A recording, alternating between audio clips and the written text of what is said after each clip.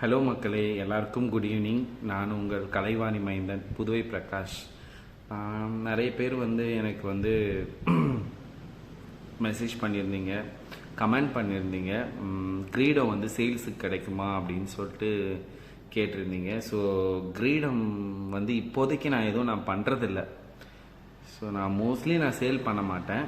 But இருந்தாலும் இப்போதைக்கு நான் கிரீடம் பண்ணுறத நான் விட்டுட்டேன். கொஞ்சம் எனக்கு அலங்கார ஒர்க்கே கொஞ்சம் அதிகமாக வந்துட்டுருக்கிறதால நான் கிரீடம் ஒர்க்கை பற்றி கிரீடம்லாம் நான் தொடுறதே கிடையாது இப்போது.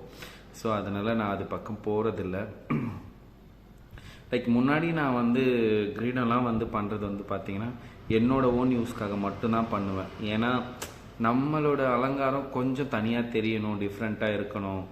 ஸோ நான் இந்த அலங்காரத்தை பார்த்தா, இது பிரகாஷோட இந்த கிரீடம்லாம் அவர் தான் வச்சுருப்பார், இது அவரோட அலங்காரம் தானேன்னு எல்லாருமே கேட்கணுன்றதுக்காக நான் என்னோடய ஓன் பர்பஸ்க்காக மட்டும்தான் நான் பண்ணிகிட்டு இருந்தேன்.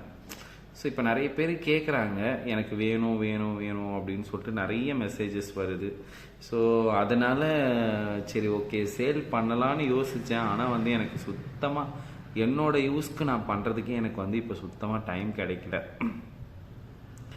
ஸோ அதனால் நிறைய பேர் எனக்கு வேணும்னு சொல்லி கேட்டீங்க.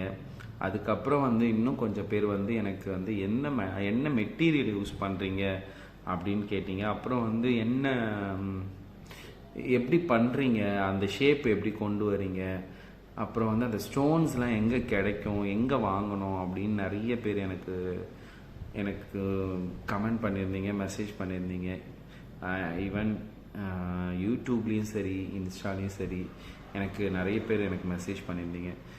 ஸோ இப்போ பார்த்தீங்கன்னா கிரீடம் நான் என்ன மெட்டீரியலில் யூஸ் பண்ணுறேன் அப்படின்னா கார்ட்போர்ட் ஷீட்டில் தான் நான் பண்ணுறேன். சரிங்களா, கார்ட்போர்ட் ஷீட்டு தான் அது. வேறு எதுவும் கிடையாது, வேறு எந்த மெட்டலோ வேறு எந்த இதுவோ கிடையாது. கார்ட்போர்ட் ஷீட்டில் தான் நான் பண்ணுறேன். ஸோ நான் அந்த ஷேப் வர வைக்கிறதுக்கு என்ன பண்ணுறேன் அப்படின்னா, கார்ட்போர்ட் ஷீட்டை நல்ல கொஞ்சம் ரொம்ப மொத்தமான ஷீட்டாக இருக்கக்கூடாது. ஸோ அது கொஞ்சம் தின்னான ஷீட்டாக இருக்கணும். ஸோ அந்த ஷீட் விற்கிது, கார்ட்போர்ட் ஷீட்டு அந்த மாதிரி தின்னான ஷீட் விற்கிது. ஸோ அந்த ஷீட்டை வாங்கி நான் என்ன பண்ணுவேன்னா, ஃபஸ்ட்டு அந்த க்ரௌன் நமக்கு எந்த ஷேப்பில் வேணுமோ, ஒரு சில க்ரௌன் இப்படி இப்படி குழவு மாதிரி இருக்கும், ஒரு சில க்ரௌன் இப்படி நீட்டாக இருக்கும். பெருமாள் கிரீடெல்லாம் பார்த்திங்கன்னா இப்படி நீட்டாக வரும். ஸோ அந்த மாதிரி நமக்கு என்ன ஷேப்பில் வேணுமோ அதை முதல்ல நம்ம அந்த ஷீட்டில் வரைஞ்சி அதை நம்ம கட் பண்ணிக்கணும். கட் பண்ணிவிட்டு அதுக்கு மேலே பார்த்திங்கன்னா அதை நம்ம நான் இந்த கம்மு தான் யூஸ் பண்ணுவேன். நம்ம நார்மலாக இந்த 10 ரூபா பசை பாக்கெட் இருக்குல்ல, ஸ்கூலில் படிக்கும்போது அந்த பசை பாக்கெட் வாங்கி யூஸ் பண்ணுவோம். ஸோ அந்த பசை பாக்கெட் தான் நான் யூஸ் பண்ணுவேன். அதில் அதை கொஞ்சம் நல்லா தண்ணியாக கரைச்சி அதில் நம்ம இந்த அட்டையை என்ன பண்ணிடணும், கொஞ்சம் அப்படியே டிப் பண்ணிடணும். டிப் பண்ணி நமக்கு தேவையான ஷேப் என்னவோ அதில் நம்ம அப்படியே அதை அப்படியே மடக்கி விட்டுடணும். ஸோ எனக்கு இது கரெக்டாக வந்துச்சு. கரெக்டாக நான் பண்ணேன், எனக்கு கரெக்டாக வந்துச்சு. அது உங்களுக்கு நான் எப்படி எக்ஸ்பிளைன் பண்ணுறதுன்னு தெரியல. நம்ம அந்த ஷேப்புக்கு நம்ம தான் கொஞ்சம் ஈரம் பண்ணி கொஞ்சம் கொஞ்சமாக மடக்கி அதை நம்ம அந்த ஷேப்புக்கு கொண்டு போகணும். கொண்டு போனதுக்கப்புறம் அதை நல்லா ட்ரை ஆக்க விட்டுடணும். நல்லா ட்ரை ஆனதுக்கப்புறமா அதை நம்ம எடுத்து அதுக்கப்புறமா அதில் என்ன பண்ணணும்னா மேலே காட்டன் ஒட்டணும். ஸோ காட்டன் துணி இருக்கு இல்லைங்களா, அதை ஒட்டிட்டிங்கன்னா அது உங்களுக்கு கொஞ்சம் ஸ்ட்ராங்காக இருக்கும். ஸோ அந்த மாதிரி காட்டன் ஒட்டி அதை கொஞ்சம் நல்லா காய வச்சுட்டு அதுக்கு மேலே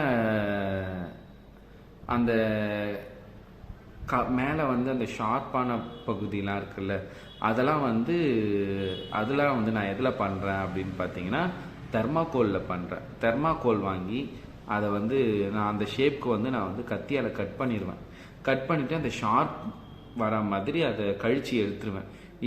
எடுத்துட்டு இதை அது மேலே வச்சு அப்படியே பேஸ்ட் பண்ண வேண்டியது தான்.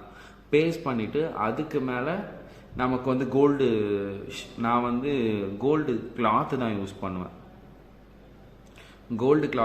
பண்ணுவேன். ஸோ அந்த கோல்டு கிளாத்தை வந்து அது மேலே நம்ம பேஸ்ட் பண்ணிவிட்டு இது வந்து ப்ராசஸ் எப்படின்னா ஒன்று ஒரு தடவையும் காய விடணும். இதை மட்டும் நீங்கள் நல்லா பண்ணிங்கன்னா உங்களுக்கு கரெக்டாக வரும். ஸோ நம்ம அந்த மோல்டு எடுத்த உடனே அது நல்லா காஞ்சதுக்கப்புறம் அது மேலே காட்டன் துணி ஒட்டி அதை நல்லா காய விடணும். அதுக்கப்புறம் அது மேலே கோல்டு துணி ஒட்டி அதை மறுபடியும் நல்லா காய விடணும். ஸோ இது வந்து நம்ம ஒரே நாளில் பண்ணுற வேலை கிடையாது. இது வந்து ஒரு ப்ராசஸ் ஒரு நாளைக்கு தான் நீங்கள் பண்ண முடியும்.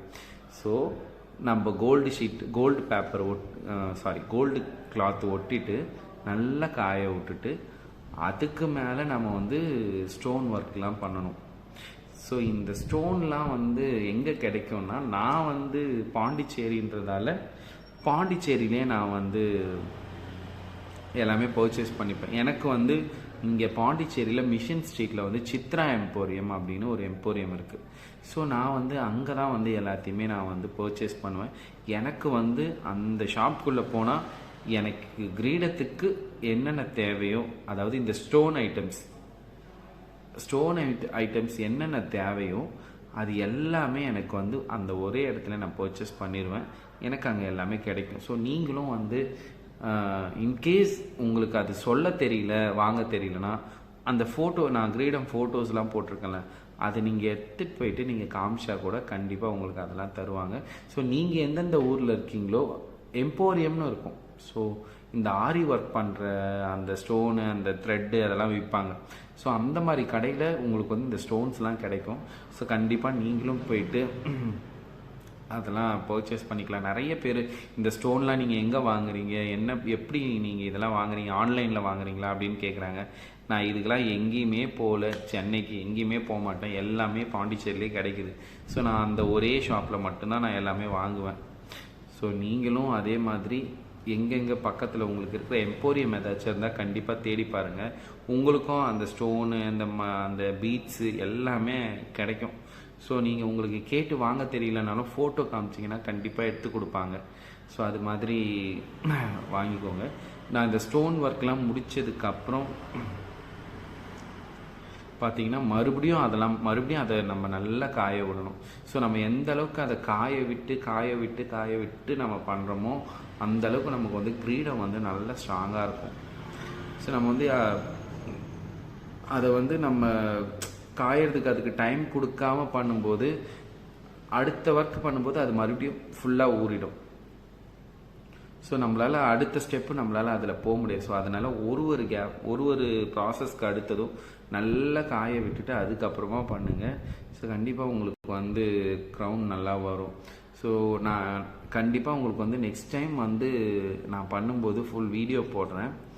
எனக்கு நிறைய பேர் இப்போ கேட்டிங்க என்ன மெட்டீரியலு, அந்த மெட்டீரியலில் எங்கே கிடைக்கும் அதை கேட்டிங்க. அதுக்காக நான் இப்போ இந்த வீடியோ, எனக்கு நிறைய மெசேஜஸ் வந்துக்கிட்டே இருக்கிறதால நான் இப்போ உங்களுக்கு இந்த வீடியோ போட்டிருக்கேன்.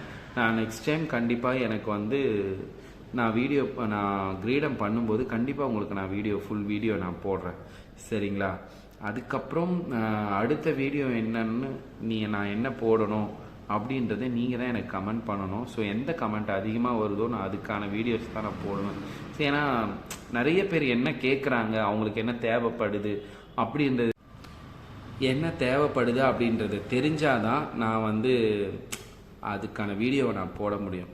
ஸோ அதுக்காக தான் நான் சொன்னேன். ஸோ உங்களுக்கு என்ன டவுட்டு அப்படின்றத கமெண்ட் பண்ணுங்கள், இன்ஸ்டாவில் மெசேஜ் பண்ணுங்கள், யூடியூப்பில் எல்லோரும் கமெண்ட் பண்ணுங்கள், என்னோடய சேனலை சப்ஸ்கிரைப் பண்ணுங்கள், லைக் பண்ணுங்கள். ஸோ உங்களோட டவுட் என்னன்றதை கமெண்ட் பண்ணிங்கன்னா நான் கண்டிப்பாக தீர்த்து வைக்கிறேன். Thank you so much.